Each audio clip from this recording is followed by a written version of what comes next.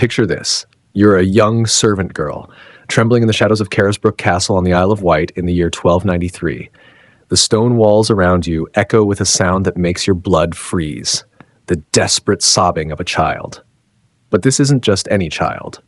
This is Isabella de Fordes, barely 12 years old, who should be celebrating her wedding night. Instead, she's trapped behind iron bars that her new husband, 60-year-old Baldwin de Redvers, has installed in what was supposed to be her bridal chamber. You watch in horror as the man who promised to love and protect her locks the door from the outside, his weathered face showing no emotion as his child bride begs to be released. But what you're witnessing isn't just a marriage gone wrong. It's the beginning of something far more sinister than you could ever imagine. Before diving into these forgotten stories of survival and suffering, if you enjoy learning about the hidden truths of history, consider hitting that like button and subscribing for more content like this. And please comment below to let me know where you're listening from.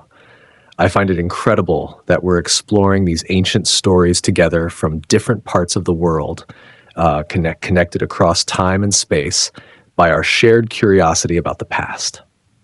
What you're about to hear isn't just another tale of medieval cruelty. It's the story of how a powerful lord's obsession with absolute control would transform a child's wedding day into the first day of a 15-year imprisonment that would break her mind, destroy her body, and ultimately reveal the darkest truth about what happens when society allows monsters to wear the mask of respectability. The name Isabella de Fordes might not be familiar to you, but what Baldwin de Redvers did to her in the name of marriage will haunt you long after you finish listening. But to understand the true horror of what happened in that castle tower, we need to start with what should have been a fairy tale, because even the darkest nightmares often begin with hope and innocence. Let's begin with a girl who believed in love. It was the autumn of 1293, and 12-year-old Isabella de Fordes was everything a medieval heiress should be.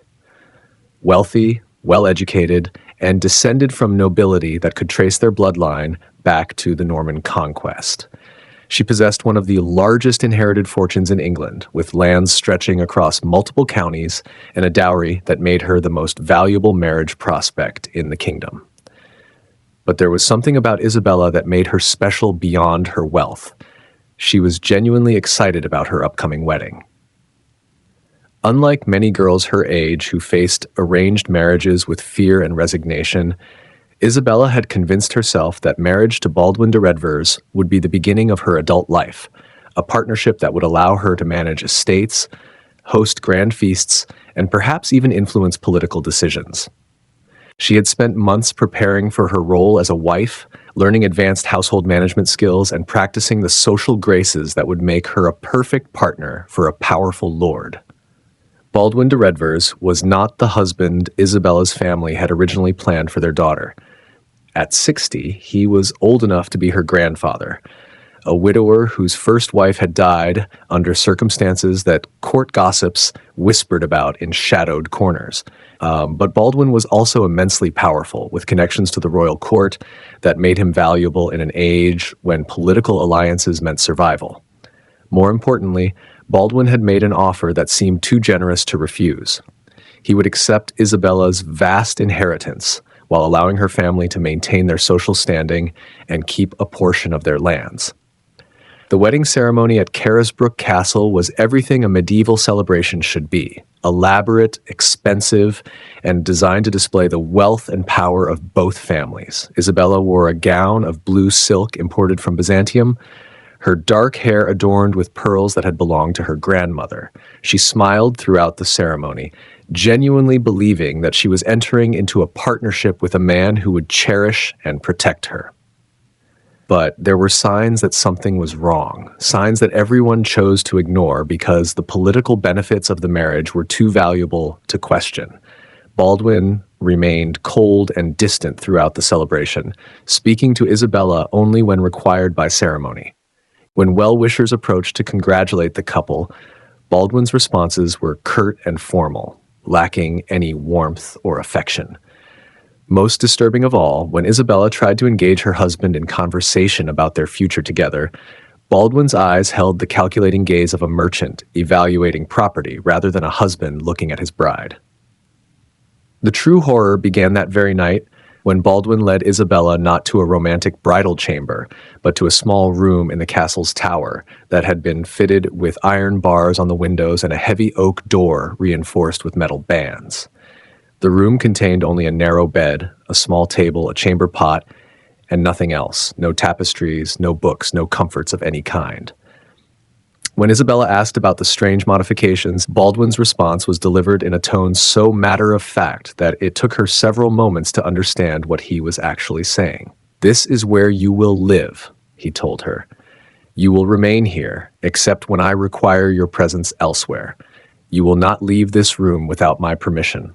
You will speak to no one except myself and the servant who brings your meals. You will write no letters, receive no visitors, and make no attempts to contact your family.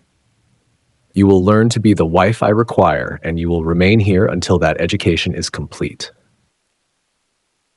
Isabella, still wearing her elaborate wedding gown, stared at the iron bars and heavy door with growing horror. This wasn't a bedchamber, it was a prison cell. When she protested that there must be some misunderstanding, Baldwin's response was to push her into the room and lock the door behind her. The sound of his footsteps echoing down the stone corridor as he walked away would echo in Isabella's nightmares for the rest of her life. For the first time in her sheltered existence, Isabella DeFords was truly alone. The 12-year-old girl who had never spent a night away from family or familiar servants found herself locked in a stone chamber with no one to comfort her fears or explain what was happening to her. The elaborate wedding gown that had made her feel like a princess now seemed like a costume from someone else's life, a mockery of the fairy tale wedding she had imagined. But this was only the beginning of Isabella's education in the realities of medieval marriage. Baldwin's treatment of his child bride was not random cruelty. It was a carefully designed system of psychological manipulation intended to break her spirit and remake her into the perfectly obedient wife he demanded. Medieval law gave husbands almost unlimited authority over their wives, but Baldwin took those legal rights to their most extreme and twisted conclusion. The daily routine Baldwin established for Isabella was designed to strip away every element of her former identity and replace it with complete dependence on his approval. She was awakened each morning by a silent servant who brought her a simple meal of bread and weak ale. The servant, clearly under strict instructions, would not respond to Isabella's desperate questions or pleas for news of her family. After eating, Isabella was expected to spend her time in prayer and needlework, with specific tasks assigned by Baldwin to keep her occupied and reinforce her subordinate position. Twice a week, Baldwin would visit her cell to assess her progress toward becoming the submissive wife he demanded. These visits were masterpieces of psychological torture that could last for hours.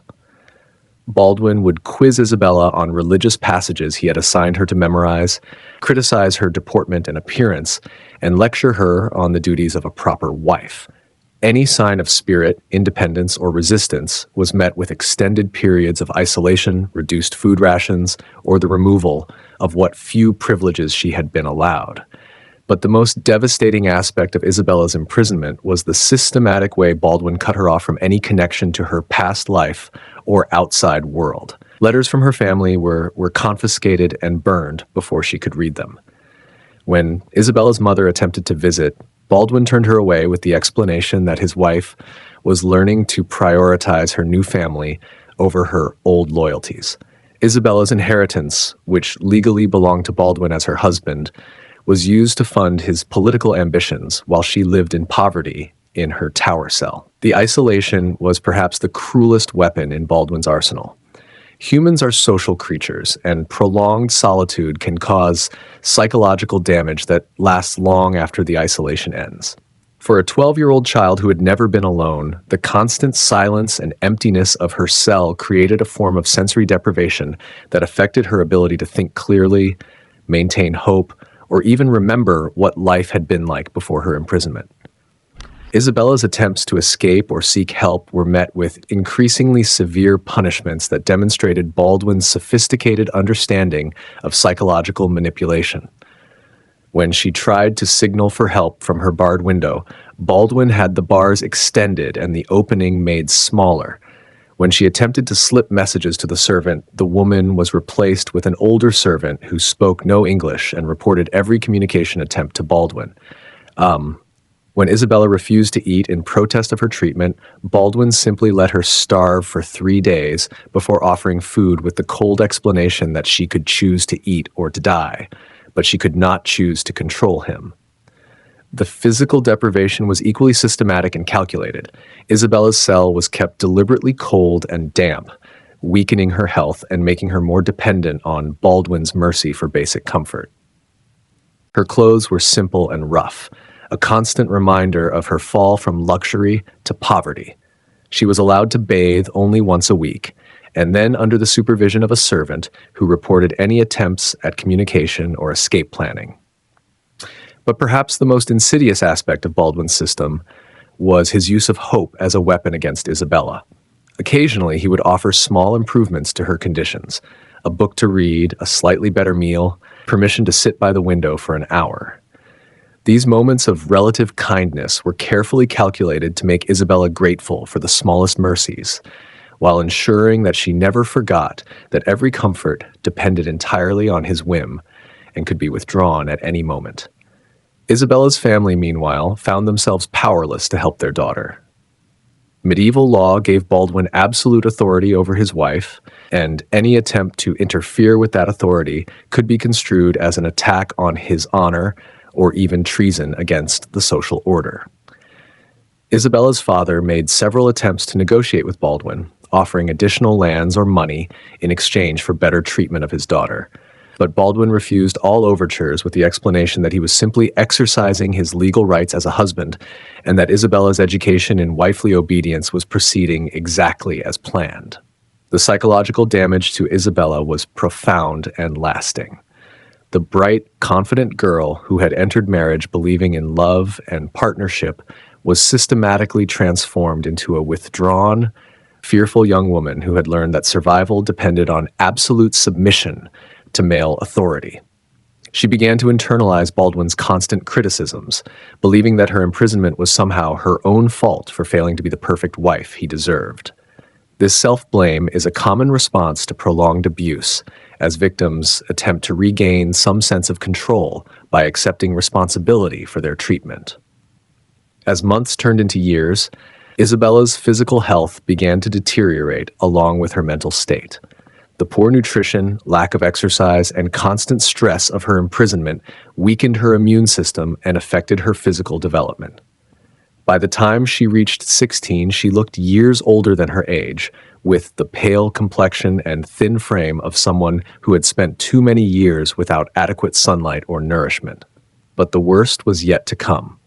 As Isabella entered adolescence, Baldwin began to make it clear that he expected her to fulfill all aspects of her marital obligations.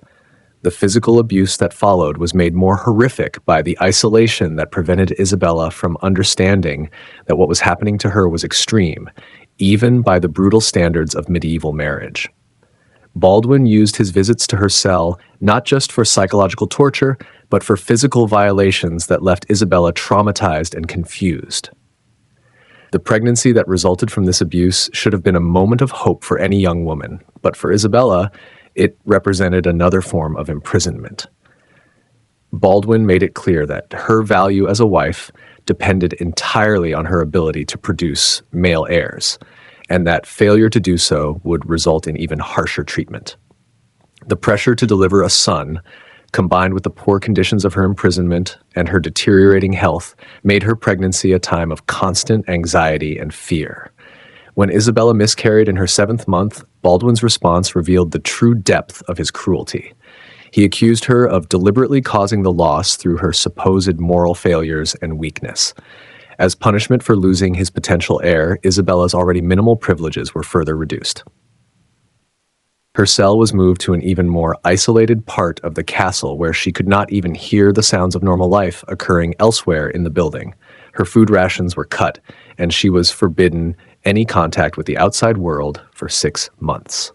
The second pregnancy, 2 years later, ended in the birth of a daughter who lived only 3 days.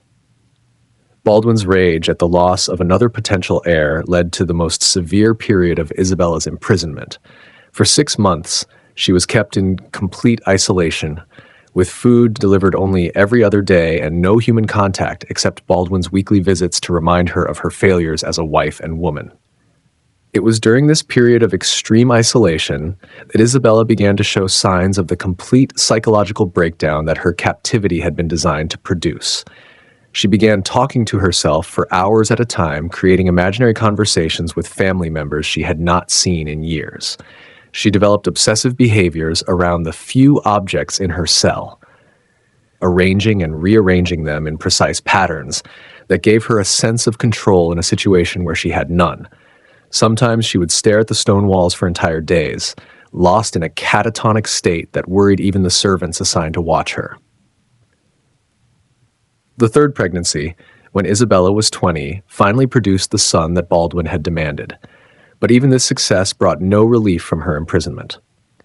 Baldwin's response to the birth of his heir was to intensify his control over Isabella, reasoning that she had now proven her value and must be protected at all costs from any outside influence that might interfere with her role as the mother of his son and potential future sons. The child, whom Baldwin named William after his own father, was immediately removed from Isabella's care and placed with wet nurses and tutors chosen exclusively by Baldwin. Isabella was allowed to see her son only briefly and under close supervision, preventing any meaningful bond from developing between mother and child. This separation was perhaps the cruelest aspect of her entire imprisonment, as it denied her even the comfort of maternal love that might have sustained her through her continued captivity. As William grew from infant to toddler to young boy, Isabella watched from her barred window as he played in the castle courtyard, a stranger to his own mother. Baldwin made sure that William understood his mother as a person who had been set aside for her own good, too fragile and mentally unstable to be trusted with normal family relationships. The boy grew up believing that his mother's imprisonment was an act of protective kindness rather than systematic cruelty. Isabella's physical health continued to deteriorate throughout her 20s. The years of poor nutrition, lack of exercise, and chronic stress had taken a devastating toll, leaving her with persistent pain, frequent illnesses, and premature aging that made her look decades older than her actual age. Her mental state fluctuated between periods of apparent calm and episodes of deep depression or manic behavior that left her unable to function for days at a time. Baldwin, now in his 70s, began to show signs of his own physical decline, but his psychological control over Isabella never wavered. If anything, his advancing age made him more paranoid about maintaining his authority over his wife and son. He began to make elaborate plans for Isabella's continued imprisonment, even after his death, instructing his closest supporters to ensure that she would never be free to influence William or reclaim any control over her inheritance. The end came suddenly in 1308, when Baldwin suffered a stroke that left him partially paralyzed and unable to speak clearly. For the first time in 15 years, Isabella found herself without daily supervision as the household focused on caring for their dying master. But the years of imprisonment and psychological manipulation had damaged her so severely that she was unable to take advantage of this opportunity for freedom. When a young servant, moved by pity for the woman in the tower, unlocked Isabella's cell and offered to help her escape, Isabella was too terrified to leave. The 27-year-old woman had spent more than half her life in captivity, and the world outside her cell had become more frightening than the familiar confines of her prison. She had been so thoroughly conditioned to believe that survival depended on staying in her designated place that the prospect of freedom was literally unimaginable. Baldwin died 3 weeks after his stroke, still clutching the keys to Isabella's cell in his paralyzed hand. According to witnesses, his last coherent words were instructions to his son about maintaining control over the woman in the tower, who must never be allowed to interfere with family affairs or reclaim her inheritance. Isabella's freedom, when it finally came, was almost as tragic as her imprisonment had been. William, now 15 and thoroughly indoctrinated in his father's beliefs about his mother's mental instability and potential danger, initially refused to release her from her cell. It took the intervention of church authorities and distant family members to convince him that keeping his mother locked up was no longer necessary or legally defensible, now that Baldwin was dead. When Isabella finally emerged from her Tower prison in 1308, she was a broken woman who bore little resemblance to the confident child who had entered marriage 15 years earlier. The world had changed dramatically during her captivity. Fashions were different, political alliances had shifted. Many of the people she had known were dead or aged beyond recognition.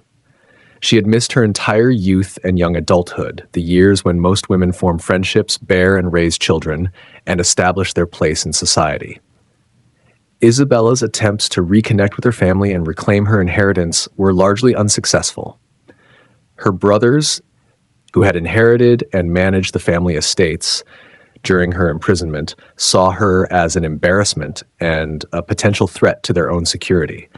Her former friends had long since given up hope of her release and moved on with their lives.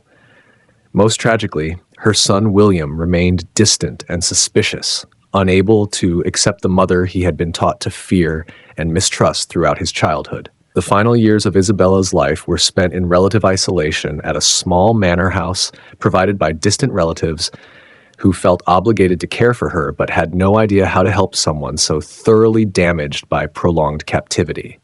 She never married again, never had other children, and never fully recovered from the psychological trauma of her imprisonment. The confident, hopeful girl who had looked forward to marriage and partnership had been replaced by a frightened, damaged woman who jumped at unexpected sounds and could not bear to be in enclosed spaces. Isabella de Fordes died in 1325 at the age of 44, having spent the last 17 years of her life in technical freedom, but never truly free from the mental prison that Baldwin de Redvers had constructed around her. Her death was noted only briefly in the records of the manor where she lived, with no mention of the extraordinary suffering she had endured or the remarkable fact that she had survived 15 years of systematic psychological and physical abuse. The most tragic aspect of Isabella's story is how completely it was forgotten by history. Her suffering was considered unremarkable by the standards of her time, when women had no legal recourse against abusive husbands and children, had no protection against adults who claimed authority over them. The very institutions that should have protected Isabella, the church, the legal system, her extended family, instead enabled her abuse by treating it as a private matter between husband and wife that was none of their concern. But Isabella's story deserves to be remembered, not just as an example of historical injustice, but as a reminder of the human cost of systems that treat people as property. Her experience illuminates the way that legal and social structures can be used to justify and perpetuate abuse, and how isolation and psychological manipulation can be more devastating than physical violence alone. The 12-year-old girl who entered Carisbrooke Castle believing in fairy tales and happy endings represents all the children throughout history who have been sacrificed to adult ambitions, desires, and cruelties. Today, when we hear about forced marriage, child abuse, or domestic violence, we can remember Isabella de Fordes and understand that these are not new problems or foreign problems. They are human problems that have existed for as long some people have had power over others. Her story reminds us that behind every legal system and social structure are individual human beings whose suffering matters, whose stories deserve to be told, and whose experiences can teach us to build a better world for future generations. What are your thoughts on this tragic story of childhood stolen and innocence destroyed? Have you ever wondered how many other Isabellas throughout history suffered in silence, their stories lost to time and indifference? Let me know in the comments below. I love hearing your perspectives on these forgotten corners of history that reveal so much about human nature and the struggle for dignity in the face of overwhelming power.